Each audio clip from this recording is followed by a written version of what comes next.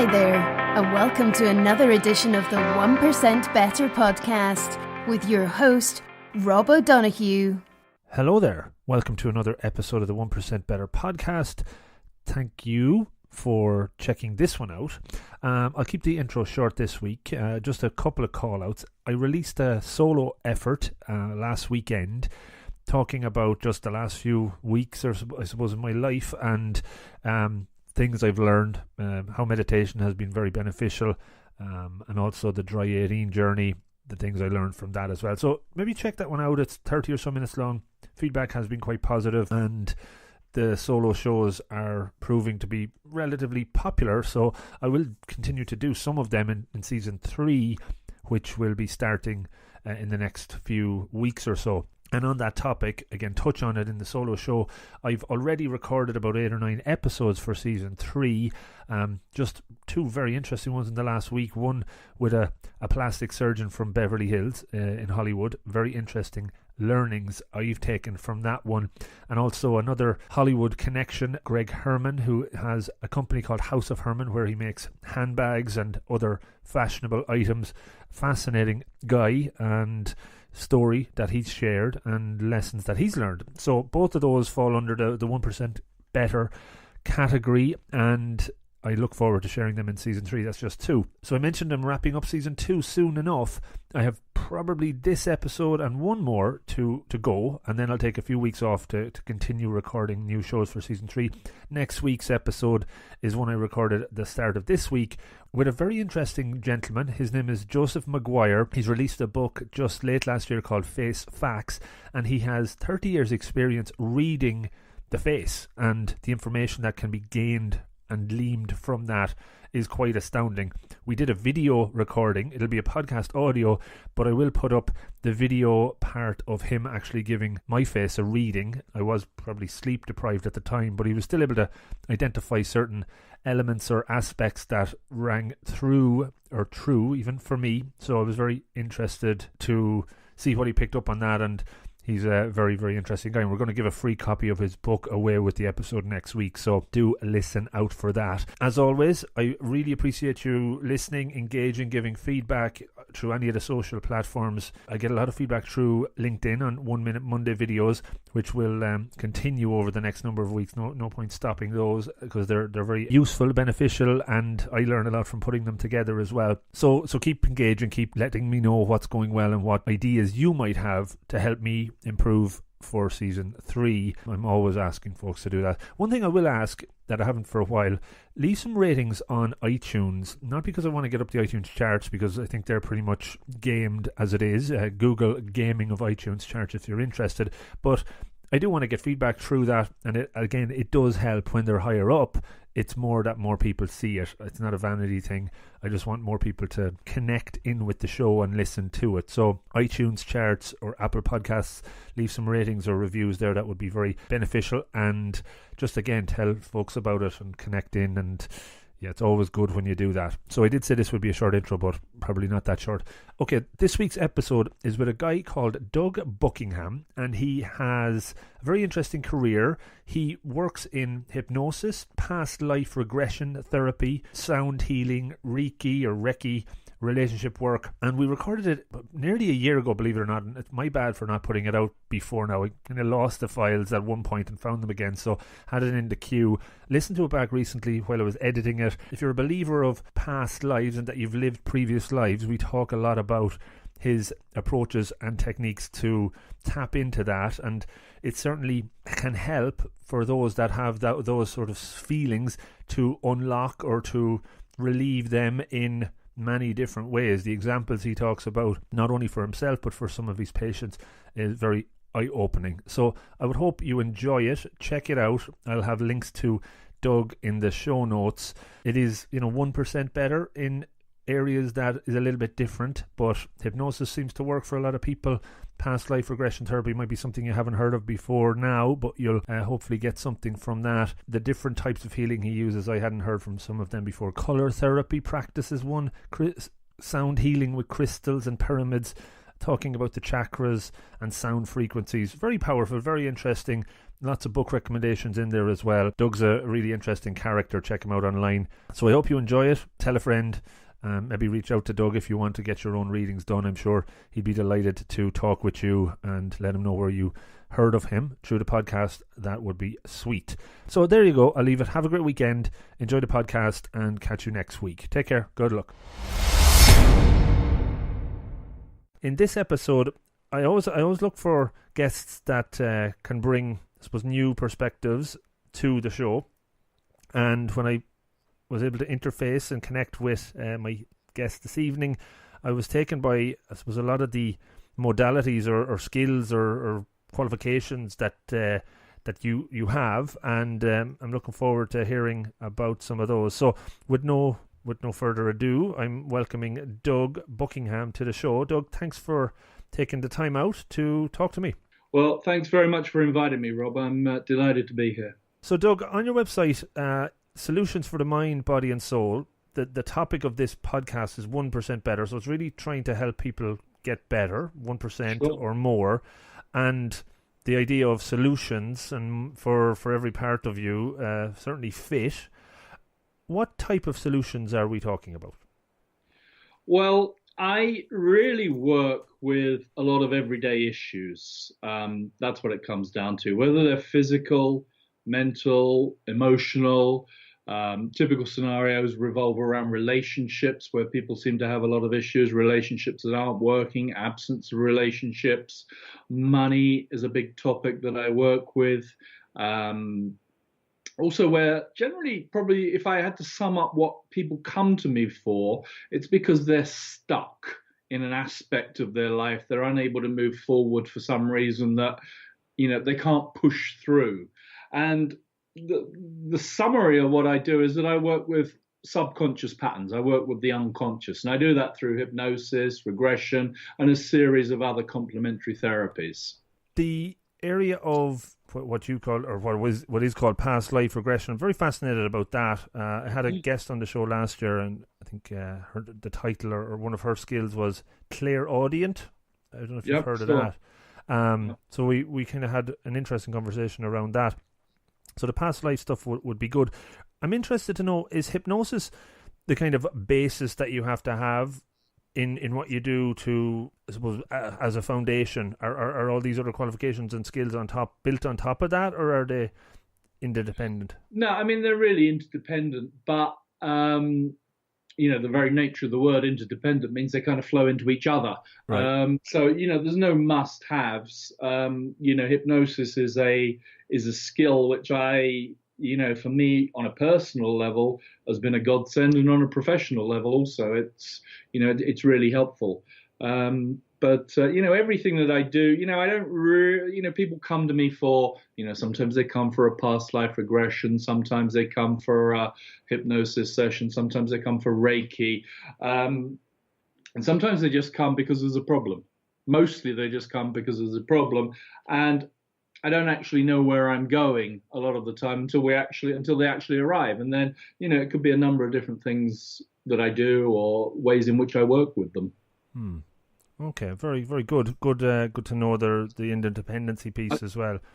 Yeah, a lot of people do get attracted to past life regression, though. It's a little bit of a neon sign kind of flashing in the near distance for a lot of people. It's a very interesting subject. Yeah, I'm really looking forward to diving into it a little bit more, and I'm obviously attracted to neon signs that flash past life regression. What does that say about the type of person, I suppose, that gets attracted towards that, do you think? Is there a pattern in the type of person? I see all sorts of people. There are, those who are spiritually minded, those who are on what we might call a journey of the soul or a journey of discovery of the self, typically get attracted to that at some point. I did a video, a little 2-minute video on YouTube towards the end of last year, 2017, and I suddenly realized that I'd seen in the previous 3 months, amongst all the clients I'd seen people from 12 different faiths, and about half of those faiths don't have a belief in reincarnation. They'd come because they had a problem in their life, and a few of them were quite desperate with, that was the point they'd reached, and they'd reached out to the, to the end of the pier, as it were, where the past life regression therapist was sitting, and that was their next attempt at a solution. So I get a lot of business people, I get a lot of spiritually minded people. Typically, my clients are female. Females seem to be more open. I'm generalizing, of course. Females seem to be more open to this kind of thing. Typically females between the age of about 30 and 55. But there's, all sorts of people, lovely people, wonderful people that come on top of that. But that would be my standard. If somebody said to me, write your typical customer, that would be it. The typical person who's coming is looking for something. They're looking for a little bit more in their life. They're curious about the bigger picture of life, and they've got a problem that needs a solution. Okay, very good. So I like to jump into the DeLorean and back in time a little bit, and the flux capacitor is ramped up there. So when you were a young Doug Buckingham growing up, it obviously wasn't past life regression that was what you were dreaming to become an expert in, was it? Funnily enough, no. But there was a little seed of it flowing through my life. When I grew up, I desperately wanted to be a pilot. Okay. I read books. As a young kid, I read. I don't know whether you're familiar with it, but Biggles books. I read books about flying. I read all sorts of fiction and non-fiction books that I could find around flying, until about the age of, I think, about 12, when I read the story of Douglas Bader, who was a pilot in the Second World War, who ended up having a crash prior to the Second World War and had his legs amputated. And that completely put me off flying. That's that triggered something in me which was quite beyond the normal realm of logic. But anyway, so I grew up wanting to be a pilot, and then after about that, I kind of figured I wanted to be a journalist. And then when I sort of got to about 17 or 18, and all respect to journalists, but I realized that it was quite a challenging profession in many aspects. I fell into I really fell into it. I ended up working for a shipping company in London. I did for about 17 years. But the pilot story is interesting because I'd always had a fascination. I'd had model aeroplanes on my ceiling. My dad had helped me paint these little Airfix models. And lo and behold, a whole bunch of years later, what do I discover? But I actually had a past life in the war as a pilot. Wow. Okay. I was going to ask, was your dad in aviation previously? But okay. But I was. So I think I can't obviously skip over that without asking, how did you find that out? How did you figure that out?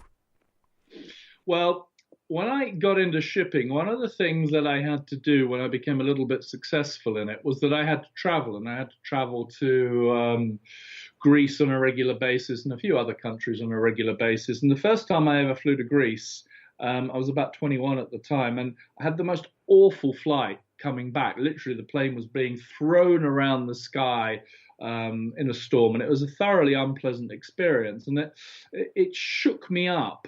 And over the years, I started to develop a fear of flying.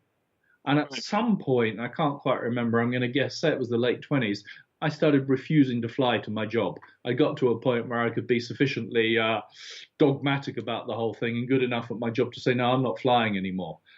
I was scared. And then I sort of started to get myself over it a bit with the help of alcohol and flying, with a few wines in the bar beforehand, or beers, whatever it was at the time. And that got me through flights. But I really didn't enjoy it. And funnily enough, when I gave up shipping, and what I did was it's a long story which I won't tell here, but I ended up giving up my job, which was completely counter logical, selling my house, selling my car, and going traveling for 2.5 years. Funnily enough, as soon as I gave up that job, I started enjoying flying immensely. And I thought nothing of it. But when I was doing my past life regression therapist training a few years after that, I kept driving past an airport, a little commercial flight airport, small planes anyway. And each time I drove past that airport, or airfield, I should say, it triggered something in me which brought up a fear and reminded me of my fear of flying. And so when I got to my past life regression training, I really had this fear in me, and that was what I worked on. Where did this fear of flying come from? Although it wasn't and what I discovered was that I was in the First World War, and I was originally throwing leaflets over the side of my plane. And they were propaganda leaflets which were delivered to the Germans saying, give up the war, you can't possibly win it. And at some point during the war, they ran out of pilots, or I got forced into basically flying a fighter plane. Yeah. And at that point, I ended up getting shot down. And my version of that was that while I was doing a proper job, if you like, that was where the fear came in. And that was related to flying planes and killing people. Prior to that, I'd really quite enjoyed flying when I was just chucking leaflets over the side. It was a pleasure, and I love flying today. So it was a little bit slightly convoluted story, but it all very much tied in for me. And when I had this regression of where I crashed my plane and died in the First World War, since then flying's been an absolute delight. Wow. And did you work through that? I suppose we can talk about how maybe you kind of worked through that process, but why do you think for the number of years you were okay flying, and then the pain or the fear started to emerge after a certain period of time? Was that just because of the stresses and strains of the job? I think the stresses and strains of the job brought it up, and the fact that it was, being serious about it. Whereas, when I'd been chucking leaflets over the side of the plane, I was having fun. So I think stresses and strains. And I also think another thing that comes up in regression is sometimes age, sometimes critical ages kind of trigger you. Like if you've had an incident in a past life at the age of 33, and all of a sudden you hit 33 in the current life, then perhaps something comes up in your subconscious or your psyche. I've seen that a number of times before. Okay, so just maybe on your career in working within the shipping company, you said you just up sticks. That decision must have been coming for a while. Was it building up? Was there a sense that there was more to life than this? Yeah, that's exactly what it was. That there must be more to life. I was on the face of it. I was, I was in a very good relationship. I had a really good job. I had a really nice house. I had a company car, and I wasn't happy. There was something inside me saying there must be more to life. And I had a client whose mum was a medium, and she used to hold seances and stuff. And I used to have to entertain this client once a month. So we used to go out for a few beers, and he used to tell me stories of what his mum was up to. And for me, this was just absolutely fascinating. I loved hearing these stories of what his mum was doing. And he started to tell me books to read, and I started reading books about ancient civilizations and the connection between Egypt and the pyramids in Egypt and the pyramids in Mexico and pyramids elsewhere, and kind of how ancient civilizations could have been linked. And I started reading books about Reiki healing and all of this sort of stuff, and it kind of opened up my awareness. And I went on holiday with my steady girlfriend to Machu Picchu in Peru. And when I sat down at Machu Picchu, something happened within me. And I still don't really know what that was, but I suddenly realized that I couldn't carry on living the way I was. I couldn't carry on the path that my life was likely to go. And I had to break up with the girlfriend, quit my job, and move into a new space. And over the period of the next 12 months, I did exactly that. But it was really, a combination of things. But Machu Picchu triggered me into a new way of life. So it had been coming for a while when I quit my job, yeah. Okay, and it came to a head then. So when you quit, sold up, you said you were traveling for a couple of years. Can you maybe talk me through some of the things that you went through on that journey that maybe stand out, that helped figure out where? So when you started that journey, did you know then what your purpose was or where you were headed? No, I didn't have a clue. It was really, I knew I had to go to South America. and I spent, Central America and South America, and I spent 8 months in Central America and South America. I just read a book called The Celestine Prophecy, and I don't know whether you ever read it, but it's about kind of following your intuition. And so I traveled around Costa Rica in a four-wheel Jeep that I'd hired at the time, simply following my intuition. And I came across all sorts of fabulous people. I came across a white witch. I came across a shaman. I came across a guy who was writing a book on this and that. And I really kind of followed that journey of just not really knowing where I was going. But, trusting myself. And, I ended up traveling around South America and Central America for 8 months, went up to North America, and then ended up spending about 6 months in Africa and living for a year in Australia. And in Australia, I met a girl who was a medium. And, I quite liked her, and she didn't like me, but I liked the fact that she'd talk about these things sort of quite openly in front of people. So I came back to London at the end of that thinking I need to get my chakras fixed. And that led me to a place called the College of Psychic Studies, where I ended up doing a 2-year course in healing. And I had a monkey on my back that I smoked cigarettes. And I've been trying to stop for about 2 years, and I could stop for about 3 months. I could stop for about 6 weeks. And that enabled me to find a hypnotherapist. And that was how I discovered hypnosis, by going to stop smoking. And it fascinated me, the fact that I could stop smoking just like that through hypnosis when I've been trying to stop for 2 years already. So that led me to start studying hypnosis and led me on my journey, really. But when I came back to London, I started studying spiritual healing. I started learning Reiki. I started learning hypnosis.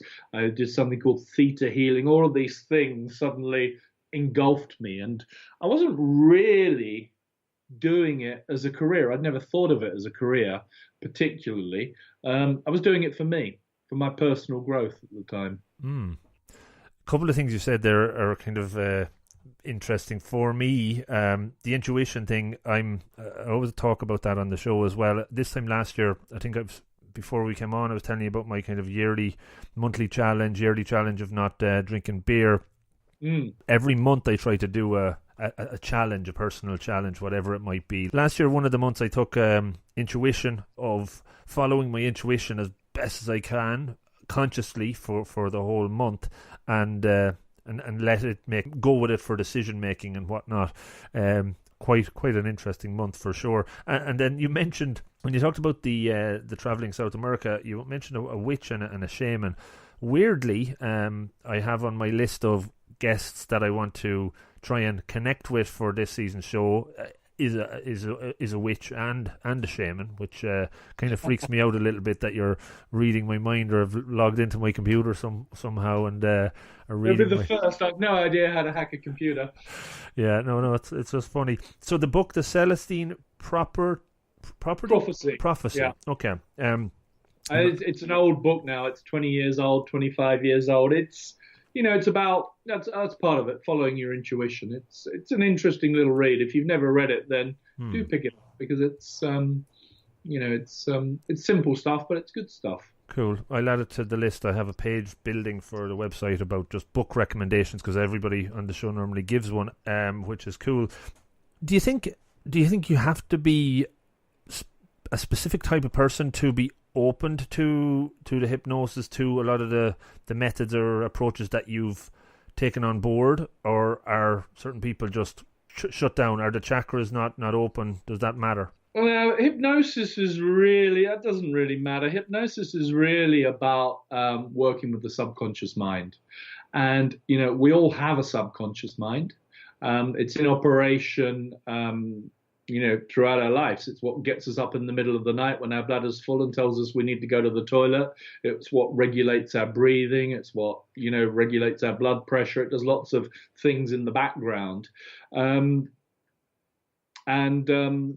That's what hypnosis is about. It's about getting into the subconscious mind, which is normally where the problems are.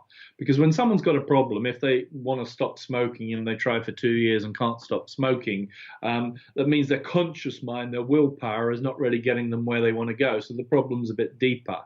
And so what happens in hypnosis is that when someone comes along, the hypnosis is basically relaxing, and it enables the brainwave cycles to slow down. Normally, when we're talking like this, we're in beta state. When the brainwaves slow down, we move into something called alpha state and then perhaps theta state when we start to relax. And that's the goal, because then the subconscious mind becomes more open and receptive to new possibilities. The same thing happens when we daydream. We go into a slight trance state. The same thing happens just as we're going to bed at night. It's actually called the hypnagogic state, where we're kind of half awake, half asleep. You know, if the cat next door knocks over a dustbin lid, then you kind of think, you hear the noise, but you're not really bothered by it. These kind of trance states are actually an everyday reality. If you're someone who comes home from work at night and just slumps down in front of the TV, then you kind of go into a trance state. Mm-hmm. Your mind switches off, but your subconscious is working, which is why advertisers pay a fortune to advertise on the TV. So everyone can experience hypnosis in theory, because we're all going in and out of similar states several times during the day. The only person really who's not able to experience hypnosis is the person who doesn't want to be. Yeah, and sometimes you get them. I was on holiday last week, and I met a fellow on holiday. He said he was South African. He said, I met this hypnotist, and I really wasn't willing. I really wasn't able to, and it didn't work. And I said, well, that's exactly why it didn't work, because you didn't want to. We kind of have to give permission and play along to be able to go into a hypnotic state. So, in theory, it can work with everybody so long as they're willing. Mm. How do they connect, or how does hypnosis and the concepts of meditation, mindfulness overlap, or are they the same sort of thing? I think it's very similar. We're slowing down the brainwaves. We're becoming more mindful. Traditionally, hypnosis is a little bit more structured than some meditations. And I say some meditations because there's probably about 300,000 forms of meditation out there now. Some are very sort of free-flowing and some have structure. But there's not much difference between what the principle is, which is letting the brainwaves slow down and moving into that slightly ordered state of consciousness. Okay, cool. Yeah, meditation again is something that I've got into a lot over the last 3 or 4 years, and talked to people that do a lot of it and practice it and teach it on the show. So it's good to know the similarities. So yeah, let's talk a bit more maybe about the past life therapy then. Yes. And I suppose your approach, or how it works, or even how somebody can figure out if they actually had that past life and how they can identify what it actually was like. Well, one of the biggest questions that I get is this real? Is this a reality? And it's always good to have that question, to talk about that. There is, I'd say about somewhere between 25 and 30% of the world's population that have it as part of their culture. There's 1 billion or so Hindus on the planet. There's 400 or 500 million Buddhists. There's a substantial portion of Europeans. 25% of Europeans apparently believe in reincarnation. So, there's a belief system out there. There's a few different thoughts still, or theories, as to whether it's real or not. Some people say it's some form of ancestral memory. Somehow these memories of other lives are passed down through the DNA of our ancestral line. Some people say that when we go into what we believe is a past life experience, it's really the subconscious mind making up a story for what our conscious mind can't address in the current life. The Swiss psychologist Carl Jung came up with a theory of the collective unconscious that held the memories of everyone who ever lived. And some people say that when we're going into what we call a past life, we're going into the collective subconscious, and we're trying on a life almost like a suit of clothes. And some people, of course, believe in reincarnation. What I'd say is all of those things are true. What I think is the reality, because I've seen them all. I've seen versions of those happen in front of me. What I'd say is the the underlying commonality between all of those theories and any other theory you like is that there's a story sitting in the subconscious mind which is real within that person's psyche. And that's what matters. So what we do really is we find out the story that's relating to the problem at hand.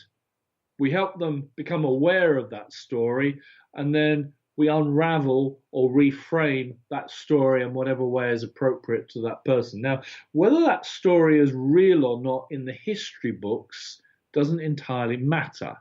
What matters is it's real in their psyche and it's affecting their life at this moment in time. I'm just digesting a lot of that, and what's going on for me. I suppose a few things come up. So for your example, the pilot back, or your reality, I suppose, was that person, would there have had to be any connection ancestrally to that person? You said in some ways that's there. Does it matter? And even for you, was there any way of kind of verifying if that person existed or tracking that at all? Few questions there, sorry. For me, no. I mean, a skeptic could make the argument that I'd read that in a book when I was about 11 or 12, and I'd imprinted that into my subconscious, and I'd carried that fear around with me. Valid argument that I'm not going to dismiss. For me, the experience within the regression was something which I perceived as a reality. Ancestrally, I doubt, because none of my family were in the Air Force. So that, for me, is a no-no. But the other two are possibilities. I have worked with people who can find their past lives by going on Google afterwards. I don't generally push for names and dates, but sometimes they come out. I've had a Titanic person, a victim on the Titanic. I had a person a few years ago who came along with it was panic attacks, basically, was the issue. And that person was particularly nervous. And as we started to go into the regression aspect, she was on a big ship. And she was on a big ship. It was dark.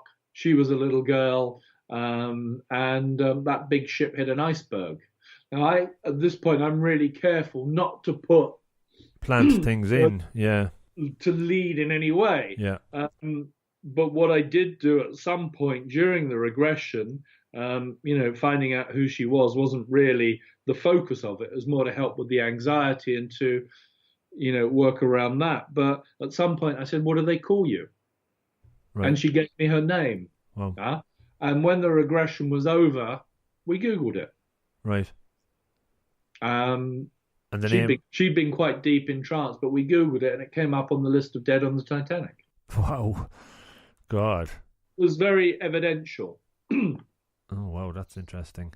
Fortunately, she didn't really want to go into that, having that published in any way. So, okay, of course, the story published, but that wasn't where she was at for a number of different reasons. I've got a few other. Remember, I did a group workshop a bunch of years ago, one of the first ones that I did, and one of my friends who was sitting in the group workshop went to this place in Africa, and she was in, I think she called it Abyssinia, so modern day Ethiopia. And she said, "Well, I seem to have had this life in this place called whatever it was called in Abyssinia." She said, "I've never heard of it." So she went home, Googled it, and there it was.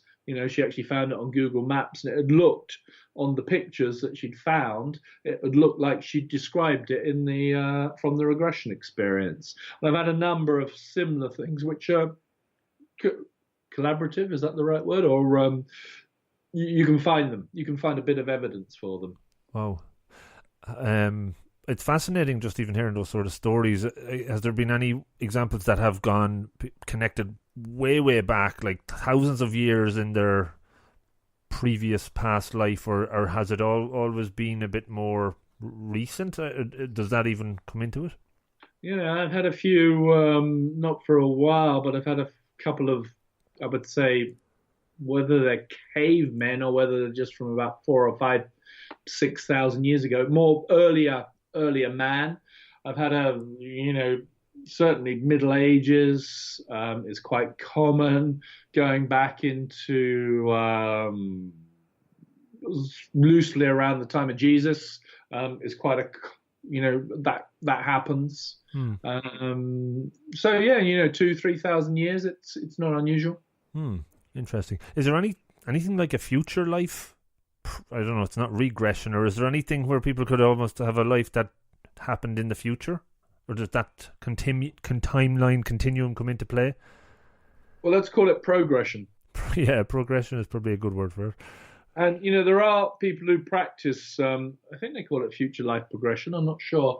I take the view that time is a concept that we have on this planet. We're bound by the reality of time. However, outside of this planet, time doesn't really exist. So sometimes I wonder, in some of the weirder and wackier past lives that people go into, whether they're actually something in the future rather than the past. I tend to think of them as other lives rather than past lives necessarily. So yeah, I know. I'm kind of focused on people's issues that they're working with rather than the reality for 95% of the time. So I'm not checking dates or anything, but I have no doubt that people access future lives as well as past lives. Okay. So once the person identifies that past life, and does that pretty much always be the blocker for whatever is actually holding them back in some ways? Is it easy to fix after that?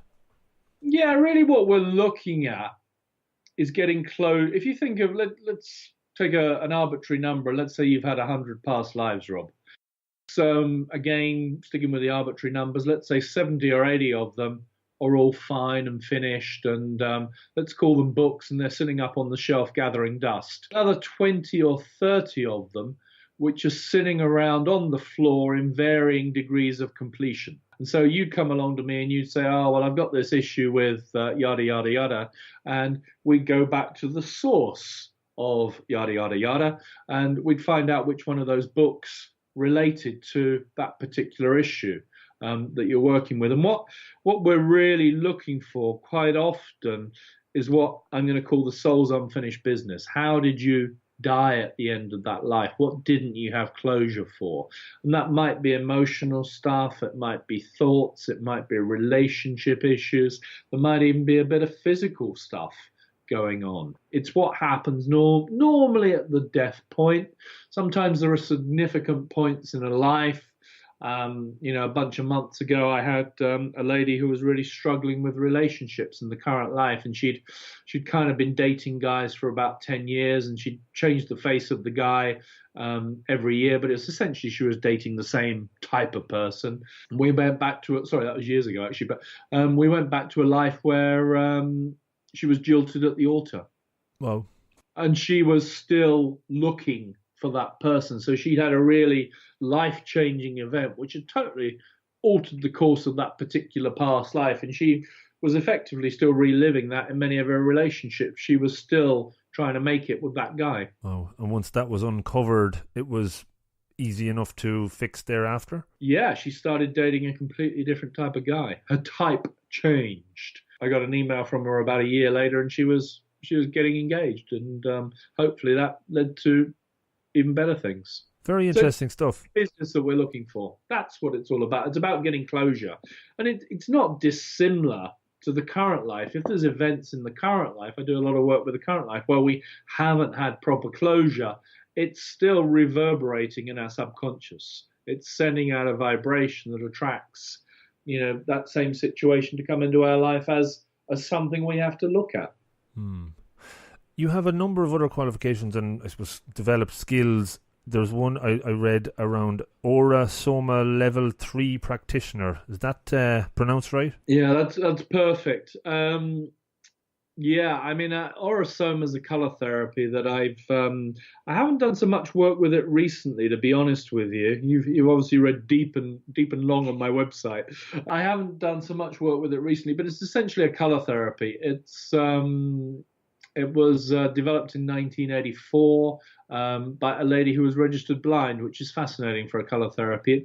It's very much an intuitive thing. It's similar to working with high-powered essential oils. It's such a visual thing, Rob, that it's difficult to describe it in the quality that I could if we were standing in the same room, for example. But it's a very interesting area. I mean, color obviously is so present in our everyday lives.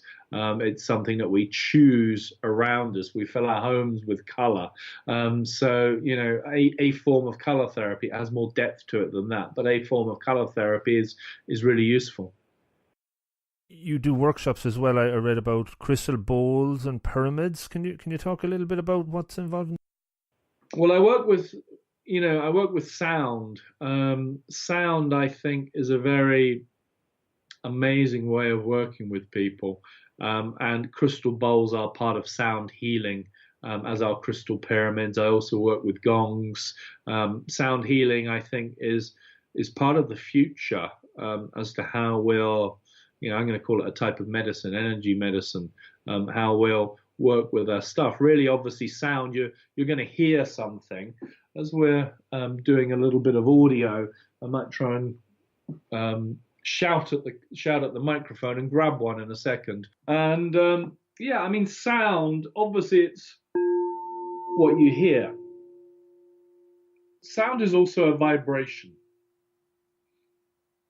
And a lot of what I do, or what every complementary therapist does, whether they recognize it as such or not, is work with the theory that everything is energy. Einstein said that everything is energy, just vibrating at different frequencies. So part of the idea of sound is that there's a vibrational aspect that goes on with it. And sometimes even over 500 miles away from me, sometimes people, as well as hearing it, sometimes they feel the vibration of it as well. And the idea of sound is that it will help to remove blockages. In the same way that people use acupuncture, for example, and they put needles into the physical body to get the energy meridians flowing, sound achieves a similar thing. It can help to free trapped emotions. It can help with physical issues. It's a very pleasant experience. It's a very nice sound in general. Sound also, our body, all of our organs vibrate at different frequencies. If you invest in your time and attention in what we call the chakras, all of our chakras have different frequencies attributed to them as well. This particular bowl is attuned to the heart chakra. So sound's a big part of what I do. I do a lot of workshops. A lot of them are regression based, but I do quite a few sound workshops as well. Very interesting. That's new one for me. And it's good to kind of put a bit of reality into it with the sounds coming through there, it being a podcast. When somebody comes to you, do they typically come for one of your areas of skill, or do they come and say, look, I have a problem, and through your conversation, through the hypnosis, you start figuring out which one is most suited to their problem? Yeah, it can be both, to be honest with you. It's typically people will come along with a problem, or they might send an email and say, I've got this problem going on. What the heck can I do with it? What do you recommend? They might ring up and ask the same questions. Sometimes they say, I need hypnosis. And that's where we go first of all. Sometimes, a lot of what I do is a regression on the one-to-one basis. So a lot of people find me for regression. Do you have to have a specific, well, I suppose going back to it, were you born with the ability to do this, do you think? Or can it be just learned? Is there innate skills underneath all of this? I think all of this stuff can be learned, but I think some people have a natural proclivity to it, more of a natural proclivity towards it than other people. I used to teach a lot of Reiki, and I always, I used to sort of half joke with people that I wasn't really teaching them anything. I was just helping them to remember what they already knew at an unconscious level. And I think there's a bit of truth to that. But equally, equally it can be learned. But I think the bottom line is you got to have a calling to it. there's got to be something pulling you, perhaps that you don't fully understand as well. I used to get emails, not so much anymore, from people saying, do you think I could become a Reiki healer? I'm really looking for another job, and I thought Reiki might be a good idea. And for me, that's probably the worst basis for you to become a Reiki healer, because it's not your obvious choice of profession in the first place. But you kind of got to feel it rather than think that it's a good idea. Yeah, I think it's like, I suppose, a lot of professions that you have to be passionate about it as well, or you're not going to stick with it, right? Yeah, that's it. You gotta, I think, life can be very challenging at times, and these days we all spend a lot of our life working. But I think if you do what you love, then I think that makes your work a whole lot easier. Do you deal with clients that have illnesses or like kind of chronic diseases and things like that? Is there any of the techniques you use help for that? Yep. Yeah. I work with people for arthritis, rheumatoid arthritis recently, depression, irritable bowel syndrome, chronic fatigue syndrome, autoimmune diseases rank quite high. I've worked with diabetes. I'm actually a type 1 diabetic, so I was asking that question with a loaded gun there. There you go. It took me a while to get there, but I got there. I remember, think of it all as energy. I think it's very interesting, because I think if you look around the world, what you see in many of the countries around the world is that health systems are struggling. And what you also see when you look around the world is that you see many complementary therapies are on the rise. And frankly, I think that's not an accident. It's some kind of great cosmic plan, that we're moving more and more into a place where we're kind of taking more responsibility for our own well-being. And we kind of know through statistics that a lot of disease is actually preventable. So I think it's kind of interesting that we're moving into that place where perhaps energy and energy medicine are becoming more prominent than what we used to have. And I think the two are they're very complementary. I think, it's, I've recently been trying to get a bit of work to do some work with multiple sclerosis, because I think that's an area that would respond really, really well to both hypnosis and regression, and perhaps sound healing as well. And I think that, there's many avenues of what appear to be very physical stuff that would be very responsive to this kind of work, because at core, it's all energy. All energy. I had one of the first clients I ever worked with was a lady who had an internal bleed in her stomach. And I can't remember what the condition was called, but she used to have to go to the hospital every 3 months to get it checked. And she came along for a regression, and bizarre as it might sound, in the regression, she was being stabbed through the stomach. And so we did a bit of work around that, and it appeared as though there was an implement, which I think might have been a knife or a spear. It was years ago, so I can't remember. And it had to come out. So it was pulled out. And when we do work like that, what actually happens is the electromagnetic energy field, or the aura, will get reconfigured. And so the next time she went along to the hospital, they couldn't find the internal bleed.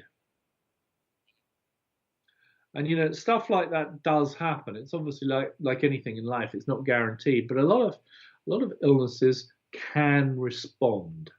So it's inside out healing almost there. It's inside, you got a really good name for it. They're inside out healing, yeah. Very, very interesting. Where I suppose, what are the other new techniques or skills that you're looking to add to your quite lengthy list? If you go onto your website, you can see the qualifications you have. Is there new breaking approaches that you're interested in, that you're looking at? Anything come up?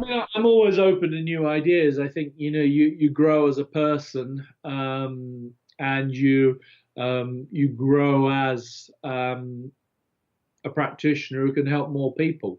So yeah, I mean, sound I think is still relatively new and relatively growing, so that's a big area. I'm also sort of quite focused on issues as well. This year, or in fact for the past 9 months, I've been doing a lot of work with people with money issues. I run a workshop on a regular basis called Transform Your Relationship with Money. Money's not everything in life, but it does underpin a lot of where we can eat, where we can live, where we go on holiday, or if we go on holiday, all of that kind of thing. So been doing a lot of work with money, and I'm about to start doing an online series about how we can manifest more easily with regard to whether it's money, whether it's flow of life. So I'm kind of going down that route. Not necessarily a new modality, but maybe just a new way of working or new way of looking at things slightly, or just my take on a way of looking at things. So I think, a lot of, if people, if I as a therapist go into a crowd, I'm a bit like you, I don't drink very much. In fact, I rarely drink. But if I go into a crowded bar and I stand on a table and start talking about what I do, by the time they finish laughing at me, a few of them who are interested can say, okay, that's fine, but what can it do for me? People are always interested in knowing how it can benefit them. So I tend to focus on relationships, on money issues, I work with a lot of trauma as well. So, I'm kind of focused on the benefits, as well as, I'm always interested in new therapies, but as you say, I got a lot of arrows in the quiver already. So I'm not running out and looking for them, but, new techniques that work with what I do already are always very well. A lot of the work you do can be done remotely. It can be done over phone or over Skype, as we're talking right now, or is there certain that need to be in person? Some of it can be done over Skype. I don't like the phone because I like to be able to see people. Yeah. With the phone, I suppose I could use hands-free, but yeah. So I like to be able to see people. Some people respond better than others to doing remote work. Regression is a little bit tricky. Because sometimes these past lives are not always pleasant. And sometimes people go into what we call catharsis, where there's some kind of abreaction to what's going on. And it's way better to be able to be on the spot to manage that in person. But, I do work with people for regression over Skype. I do refuse to work with people for regression over Skype as well, not because there's anything wrong with them, but sometimes they've got too much stuff to be able to do it easily for their own well-being. But, I work with people in Switzerland, in New York, in Italy, in various other countries. So, yeah, I mean, it's doable. It depends on the circumstances, yeah. Would you say you have a very good work-life balance in what you do now? No, not at all. I'm totally, I love what I do. So I have, my focus is very much more on work. Most of my friends are in a similar-ish line of business. Okay. So when I go out with friends, I talk shop. When I go on holiday, I tend to go somewhere that might be interesting for me energetically or spiritually. So a large part of my work kind of overrides everything else. So I'm a little bit of I'm much more focused on work, I guess, because my pleasure will be work related. So you effectively then don't get too stressed or burnt out by doing what you do. Would that be fair? I can only work with so many clients during the course of the day. I know where my limits are, I think. I've been doing this for about, 11, 12 years, whatever it is. So I know where my limits are with client work. So I will kind of, I'll manage that quite well. Okay. And can you apply the techniques on yourself to kind of solve any issues you might have or help you relax? Can you self-hypnotize? I can definitely self-hypnotize. I mean, I use hypnosis every day. I've got an app without, wishing to blow my own trumpet too much. Please do. is called Hypnosis for Transformation and costs 99 pence, as a quick plug. I'll often be listening to stuff off my own app because I quite like it. It works for me. I work with hypnosis on a regular. I walk my talk. I believe in what I do. If I do come across, we all have stuff that comes up. I follow my own rules. Can I do it all by myself? The answer to that is no. Sometimes I go and see other people when I've got stuff that needs working on. Sometimes you just need, whether it's the kick up the backside from another person that you might not give yourself, whether it's another person's perception that you can't get through your own consciousness, whatever it is. Sometimes there's tremendous merit in going to see somebody else. So I can own that quite happily. It's interesting. Yeah, that brings one up through the executive coaching, life coaching that I do. Certainly doesn't go down the routes you're in, but obviously I need to talk to others doing the same to unload myself. When you take a lot of stuff in, it can be good to get it out as well. One of the things about coaching I found is that there has to be a chemistry, a connection with the client. If that's not there, you would hope walk away if you don't think you're going to get much away from it, or you're just not the right person. Do you find that as well in your work? Do you find people that you just know that you're not going to connect with? Do you get that aura from them? Yeah, I kind of think there's a bit of a universal screening system going on. The universe will send me the right people. Everyone comes for a reason. I subscribe to that philosophy. Then, every so often there will be a person you don't connect with. I do my very best to build rapport. It's part of the skill set of a good practitioner. And I think, people get a feeling often if they're coming for something like regression, especially, they might do a bit of research, or they might get the feeling that it's got to be you. I mean, I had a lady traveling from the other side of the country, in the past few weeks, and she said, I just knew it had to be you. We worked well together to get her through her stuff. So, people often kind of respond in that way. Cool. Interesting. So, Doug, I know we're coming up to the hour, so I want to keep it within that time frame. Just two more, one maybe main one. You mentioned a book earlier. As I said, I always like talking about books that you might recommend. Is there any other ones that you've read along the way that you've found very impactful that somebody could pick up and take something from? Well, I'm going to go for a cheap plug again, Rob. I was waiting till the end to give you all the plugs, but you're getting them in, so... The book is called Gifts for Your Soul, and it's on the production line, and it should be out with Balboa Press within the next 2 weeks. Okay, Gifts wow. for Soul, and it's a collection of simple healing techniques. It's really useful for people. So have a look at that one. I have so many books. I've given away so many books that I've read over the years. I really like concise, simple books. One of the books that I love, that I buy every so often and give away to people, is a book called The Four Agreements. I don't know whether you've come across that by he's called Don Miguel Ruiz or something similar to that, a Mexican guy. I love that book. The Four Agreements are really simple, and if everybody applied them to their life, the world would be a better place. I love that book. There's probably a few others. I love as well my favorite book, which I lent to a client, one of my favorite books, which I lent to a client a couple of weeks ago, was The Tao of Pooh by Human Hobb. So it's about Winnie the Pooh in relation to Taoism. Okay. It's a fabulous book. It's all about not doing, which I quite like. You achieve a lot when you don't do. It talks about how Winnie the Pooh has the best life within the Winnie the Pooh story, simply because he's not a doer. He's more of a beer. Yes.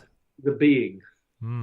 Yeah, absolutely. Sometimes the best thing to do is nothing at all, right? So, yeah. Very cool. Yeah, no, that's really interesting, Doug. I definitely got a lot out of it, and it's a different view to the show, which is I'm always looking to try to do. I do like to end the show by giving you a chance to talk a little bit more about your website, some of the workshops, what's coming up. You mentioned the book, how people can get in touch. So take it away there, Doug. Okay, so my website is www.dougbuckingham.com. I do a variety of workshops. I haven't been doing it for the past 12 months or so, but I do travel to other places, to other countries to give workshops. If there's enough people there, then heck, I love what I do, so I'll go anywhere, especially if it's somewhere I haven't been before. I do one-to-one sessions. People come to me from all over Europe, really. I get people from North America as well, all around the UK. I also work over Skype. I have an app, which is my most accessible thing that I've already mentioned, Hypnosis for Transformation. Costs 99 pence, and you get a bit of free hypnosis on it, plus some other paid-for stuff. And I'm going to be doing an online webinar on the 29th of March, which will be on my website within the next few days, but isn't at the moment. So you can, and I've got a Facebook page where Doug Buckingham Solutions for the Mind, Body, and Soul, and that's, I think, God knows how many million people or billion people are on Facebook these days, so that might be very accessible. I think it's, 2 billion people on Facebook now, is it? Yeah, I think they've hit the 2 billion mark for sure. And we connected over Twitter as well, so I'll definitely include all of those things in the notes people can click into and follow up. I think I'm not sure exactly on the date at which this will go out yet, but I'm looking forward to putting it out there. And I think maybe as a shout out, I know we talked about this at the start, if people come in with questions and if there was an appetite maybe to have a second connection where we could have a Q&A session or something like that, it might be something we could do in the future. Absolutely. I'm really up for anything. As I've already said, this is my passion. I spend a lot of time on it. So yeah. Why not? Why not? Let's see what the universe throws at us. Quite, yeah. Perfect. Yeah. All right, Doug, look, thanks so much for your time this evening, and have a great rest of evening and weekend, and best of luck with the book coming out. I'm certainly looking forward to checking that out. Yep, I'll send you a link to it as soon as it's out. Brilliant. Yep. Good. Okay, thank you very much indeed, Rob. I appreciate being invited and you taking the time to ask me some good questions, and yeah. Thank you. Very good. Have a great one. Thanks, Doug. All right. Ta-da. Good night. Bye-bye. So, how did you find it?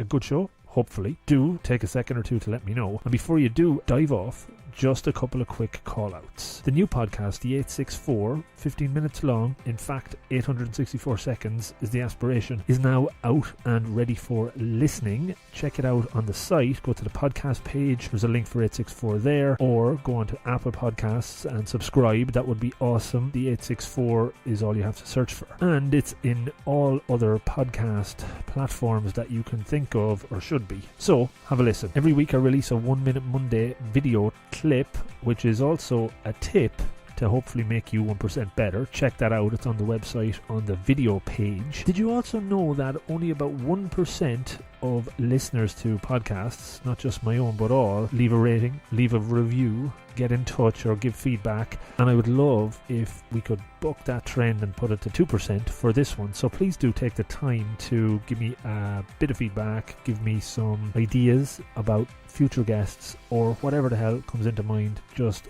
get in touch or rate or review the podcast on Apple. That helps. I'm available at all of the social platforms, pretty much all, at Rob of the Green. That's either with or without the @ sign, but you'll find it under that moniker, so hopefully I'll hear from you there. Last couple of quick ones. Support. So I do offer some pro bono coaching. Get onto the website, the support page, to get in touch.